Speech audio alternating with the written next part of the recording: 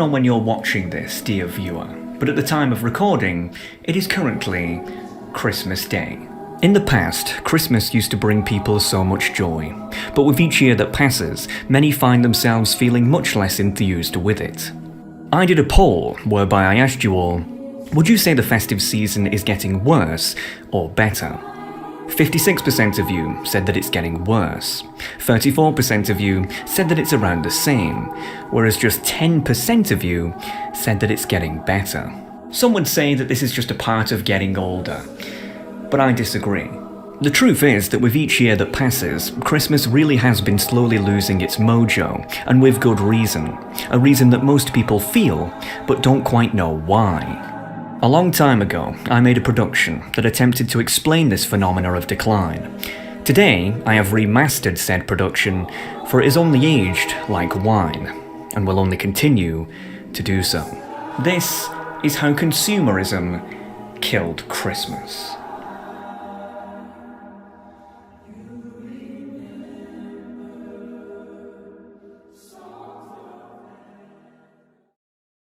Let us start with a brief history lesson of Christmas. Christmas is an event that has been around now for hundreds of years and was always intended to be a day of celebration. A day whereby people around the world celebrate the birth of the key central figure of the world's most populous religion, Jesus Christ. Awkward. The first recorded Christmas was celebrated in the year 336 in Rome. Yeah, that's right, it took over 3 centuries after the birth of Christ for Christmas to even become a thing. This was mostly because birthdays weren't really celebrated that much back then, and such logic even included Jesus' birthday as well. Now, because by the year 336 it had been so long since the birth of Christ, and naturally history wasn't as organised as it is today, no one knew for sure what day Jesus was actually born. Some said it was February, whereas others said April and even August. Ultimately, the date of December 25th was chosen, not necessarily for absolute accuracy, but more as it was the date of the winter solstice for the Romans. The fact that Rome was the essential birthplace of Christmas is most ironic, considering that in the year 64 under Emperor Nero, Christians used to actually be tortured in colosseums for entertainment. Meanwhile, 200 years later in the year 380 under Emperor Constantine, Christianity would actually become the state religion of the Roman Empire. A fine example of how societies slowly transform their opinions over many centuries. And speaking of change, a lot of you might think then that Christmas and the mass popularity of the day must have stayed pretty much the same since its inception. But believe it or not, Christmas was a most controversial topic throughout much of history. In fact, would you believe me if I said that in my own nation of England, that Christmas was actually banned for over a decade, from 1647 to 1660, by the then ruling Puritans, who viewed Christmas as an unchristian event that was merely an excuse to get drunk. Which, to be fair, it probably was. This attitude was also adopted by the Pilgrims over in America, who would often protest Christmas by working on the day to show their utter discontent and disregard of it. And much like in England, Christmas would eventually be banned in the Boston area in 1659, which would only be overturned decades later in 1681. But even after having been unbanned in England and parts of America, Christmas would retain having a negative reputation. It wouldn't be until 200 years later in 1843, with the release of Charles Dickens' A Christmas Carol, would the day start to see a more positive resurgence.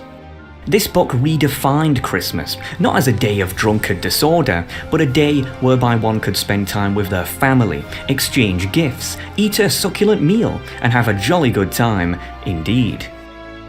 And as such, these renewed perceptions greatly increased the popularity of Christmas across much of the English-speaking world. But it wasn't just here whereby Christmas was critiqued. After the French Revolution, France embraced a doctrine of state atheism, whereby the, and I am not making this up, cult of reason banned the day outright, before collapsing in on itself just a year later. And of course, just in the last century, the staunchly atheistic communist nations had a hugely negative attitude to the day, such as in the Soviet Union, whereby the, and again I promise I'm not making this up, League of Militant Atheists aimed to, and I quote, exterminate religion in all its manifestations. Ah, how history repeats. But regardless of its rocky past, today Christmas stands as an almost universally recognised day across the Western world and beyond, and has been now for over a century. However, much like how Rome went from being a nation that would torture Christians in colosseums to becoming a Christian nation themselves, or how Christmas went from being rejected and even outright banned to being a mass accepted event, over the last 50 years or so, the very nature of Christmas Day has also slowly started to transform. And not a lot of people have really noticed, mostly as the changes occurred so slowly year by year. What subtle change am I talking about, I hear you ask? A change towards consumerism. Most people tend to not really know what the definition of consumerism actually is. Many tend to get it mixed up with capitalism, which, though similar, is not the same. Think of capitalism as someone having a beer, whereas consumerism is someone who is an alcoholic. Too much of something pointlessly. Specifically, there are two types of consumers. First are those who consume as an addiction. Addictive consumerism comes in a wide array of forms. Food addiction, for example, is most commonplace. Here you can see a living chart of obesity rates in the United States from 1985 to 2010. Notice how with every year that passes, obesity only continues to visibly increase state by state, with it getting so bad that entire new categories have to be invented in the key just to keep up.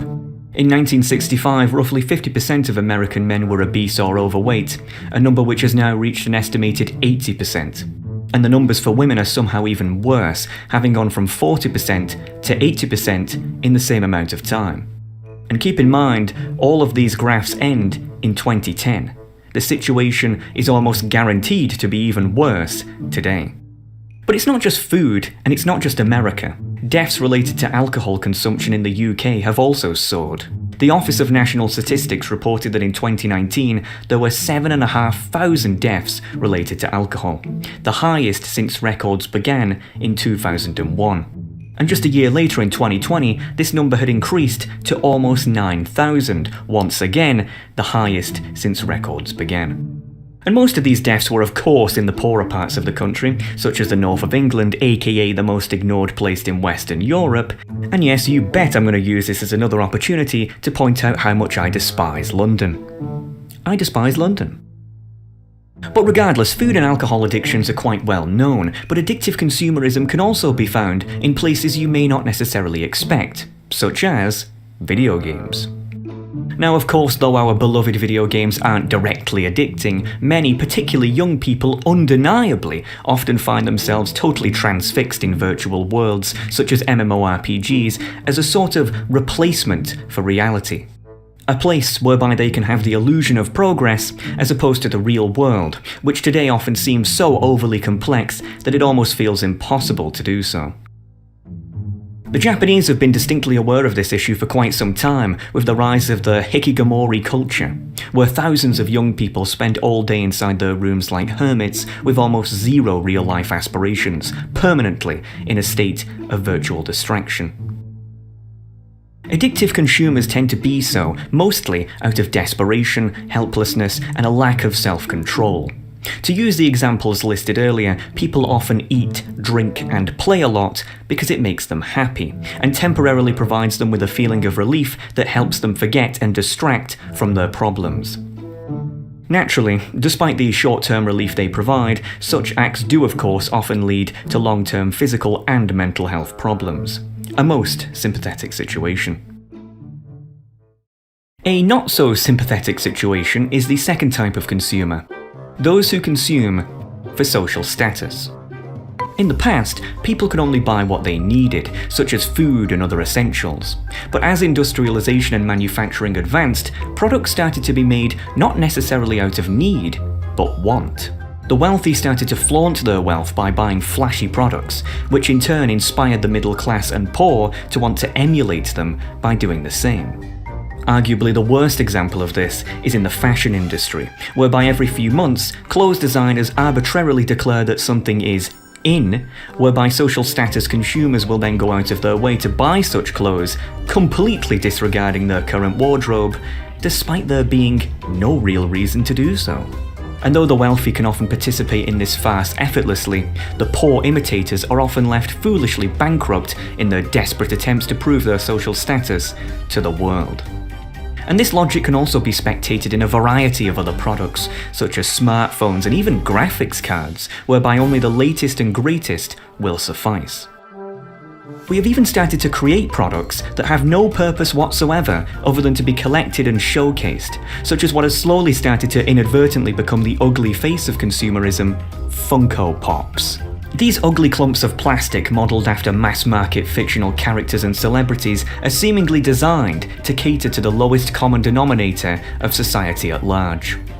Many thousands of Funko Pop collectors around the world, and yes, I said thousands, have even dedicated an entire room in their house just to hoard their unopened boxes of Funko Pops for no practical reason whatsoever. It is genuinely mind-boggling. I've been dealing with a lot of depression lately. This just showed up in the mail and I really needed this boost today. Ah yes, a plastic figure of a grey man from a mass-market consumer show. I'm sure that will fix your underlying issues. Ugh.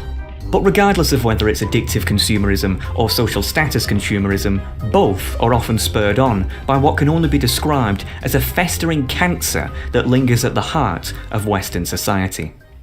Advertisements. It's been estimated that in the 1970s, the average person would see around 500 ads per day. In the 2000s, this number had risen to around 5,000, 10 times as much. Meanwhile today, in the 2020s, this number is estimated to be around 7,000 and rising. And it doesn't matter where you are, whether you're in real life or on the internet, no one is safe from being bombarded with unwanted and unwelcome advertisements, constantly trying to sell you crap you don't need, or most of the time, really even want. I personally despise advertisements so much that despite having 10 times the subscribers and watch time required to apply for YouTube monetization, I still haven't pressed the button to do so, simply because I hate ads, and I wouldn't want you being hassled to see any. Think of all the pennies I've lost. Not that that doesn't stop them putting ads on my productions anyway, but besides the point. To say that advertisements have become an unwelcome but widespread part of everyday life would be an understatement, and ads are more prevalent than ever around Christmas. Much like how Christmas transformed from being an event with a questionable reputation for drunken disorder to being family-orientated, over the last few decades, Christmas has undergone yet another transformation. An annual, soulless consumerist ritual whereby people are unjustly pressured to empty their bank accounts to buy unnecessary tat they don't need, simply because everyone else does, and it's what is expected of them. Frankly, I don't particularly care if you're religious or not. However, if you don't find it even slightly unnerving that all of the spiritual events the Western world traditionally celebrated have all slowly transmogrified into just being days designed to sell you stuff, then I honestly don't know what to tell you. Easter went from being a day of celebrating the resurrection of Christ to being a day designed to sell you a chocolate egg. Valentine's Day went from being a feast celebrating a saint to being a day designed to brainwash you into buying your partner a bunch of tat. But of course, out of all the days, Christmas is the big one because it simply has no rules, no theme. Christ has been removed from his own day in everything but name. The celebration looks the same, sounds the same, and to many may even feel the same. But deep down, it's not the same. Not at all. It's as if the Western world operates today as a civilization that has dementia. We celebrate events, yet have no idea why. The pomp remains, but the spirit is gone. Now don't get me wrong, I'm not nagging at people for buying nice things. I like nice things. We all like nice things.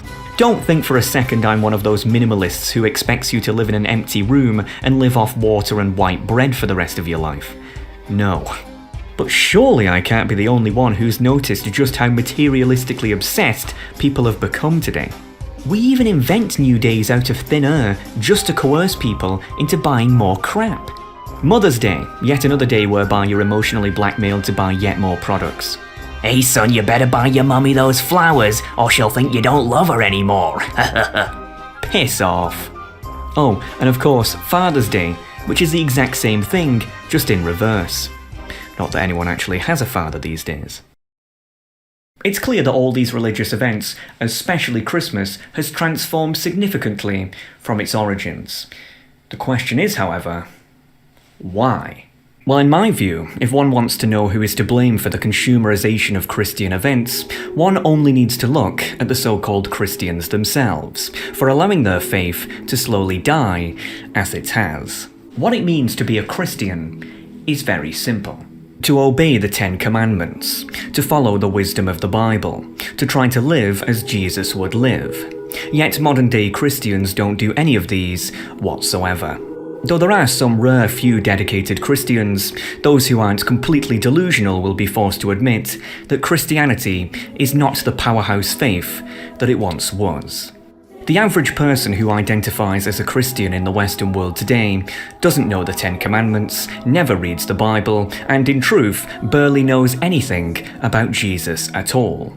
To them, Christianity is nothing more than a symbolic historical artifact that they think they belong to due to inheriting it, but don't actually maintain whatsoever. Like a plant that hasn't been watered, the faith has slowly withered, and is now on life support. Its titanic legacy giving it the illusion of life, but its lack of action quickly proving otherwise. This should not be too surprising, however, as how can the average Joe be expected to take a religion seriously when its own priests and pastors don't, with many pathetically attempting to bend the millennia-old rules of the faith to try to appeal to the modern era. A faith should change the world, not have the world change it. The only thing that even relates Christmas to Christ in the modern era is the word Christmas itself, Christmas. But even that is attempting to be destroyed. In America, I've seen people actually use the phrase Happy Holidays as a substitute for Merry Christmas. An attempted transmogrification from a religious event into a soulless event that could mean anything to anyone.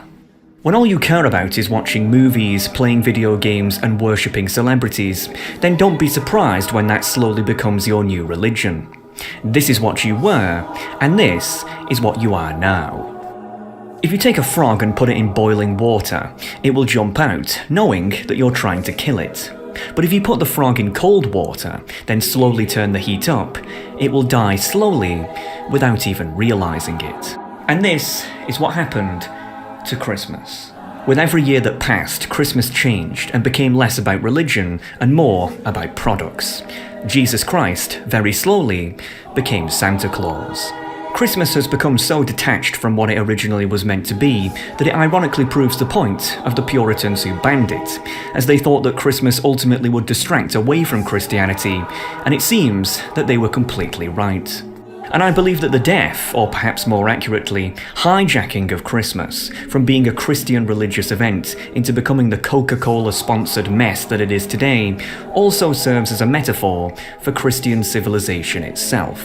The Christians, with each generation, became less inclined to scripture and more inclined to finance. And oh indeed, does it show. Today, throughout the Western world, there are many beautiful churches, yet they stand not as places of active worship, but as mere museums of a civilization long past. No different to that of the pyramids of Egypt. Is this because Christianity itself was doomed to fail, being a flawed religion, or that the people themselves failed it? That, dear viewer, is for you to decide. But what matters to me is not the past, but the future. Despite the negativity of this production, however, I am actually quite optimistic for the future. As time passes, more and more people are starting to see that we, as individuals, have the power to not buy crap we don't need and become mindless consumerist drones, living a life of purposeless distraction. And with every day that passes, more and more people are slowly opening their eyes to the pantomime society that we live in. People are beginning to tune out of the false economy, the lying media, the bought and paid for politicians, and of course, the perverted entertainment industry. And it's only a matter of time before the current cretins that run our nations and their class of idealistic failures are forever voted out of power socially and economically, once and for all. Because mindless consumerism and godlessness is not a permanent civilization, as the chaos and decadence such an environment provides simply cannot last, making it nothing more than a temporary period of decline. The question is not will this current circus of consumerism cease, but what will replace it? If only there was some sort of religion that predicted the demise of Christianity, was much stricter than it, and is only getting stronger with each second that passes. Merry Christmas. For the last time, from me. Alright folks, I hope you enjoyed that.